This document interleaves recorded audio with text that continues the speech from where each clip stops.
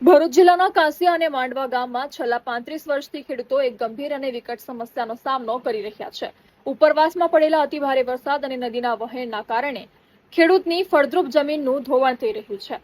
અત્યાર સુધીમાં 1000 એકરથી વધુ જમીન પાણીમાં વહી ગઈ છે અને તાજેતરમાં જ વધુ 50 વીઘા જમીનનું ધોવાણ થતા 100 થી 200 ખેડૂતો રોજીરોટી વગરના બનવાની આરે આવીને ઉભા રહ્યા છે। આ વર્ષની જો વાત કરવામાં 30-35 વર્ષ પહેલાં જે જમીન ધોવાણ 1000 એકર જમીનનું ધોવાણ થઈ ગયું છે। હમણાં હાલમાં જે વરસાદ પડ્યો ઉપરવાસમાં તો અંદાજિત 50 વીઘા જમીનનું ધોવાણ થઈ ગયું છે।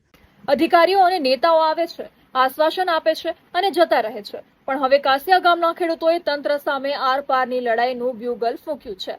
કાંસિયા ગામના સ્થાનિક અંકુરભાઈ વસાવા અને ગામના અન્ય અગ્રણી ખેડૂતો આજે પોતાના અસ્તિત્વની લડાઈ લડી રહ્યા છે।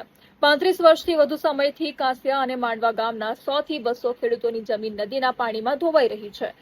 ચોમાસામાં ઉપરવાસમાં પડેલા વરસાદના કારણે તાજેતરમાં જ વધુ 50 વીઘા જમીન નદીના વહેણમાં તણાઈ ગઈ છે।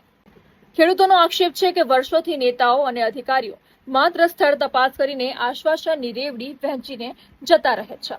હાલના ધારાસભ્ય રમેશભાઈ મિસ્ત્રીએ પુણેની સંસ્થાને સર્વેનું કામ સોંપ્યું હતું અને મંજૂરી મળ્યા બાદ કામ શરૂ થવાનું આશ્વાસન આપ્યું છે, પરંતુ ખેડૂતોનું કહેવું છે કે હવે આશ્વાસન નહીં, કાગળ પર પણ નહીં, પરંતુ જમીન પર કામ થવું જોઈએ।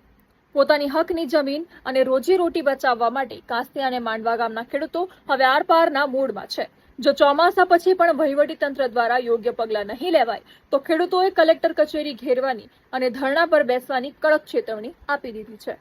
હવે અમે એ જ કહેવા માંગીએ છીએ કે વહેલી તકે આ ખાતમુહૂર્ત કરવાનું ને કામ ચાલુ કરો ચોમાસા પછી, એ જ અમે આશા અને અપેક્ષા લઈને બેઠા છે। ને આનું જો કામ નહીં થાય તો આવનારા દિવસોમાં અમે કલેક્ટર ઓફિસ ધરણા પર બેસવા તૈયાર છીએ અમે।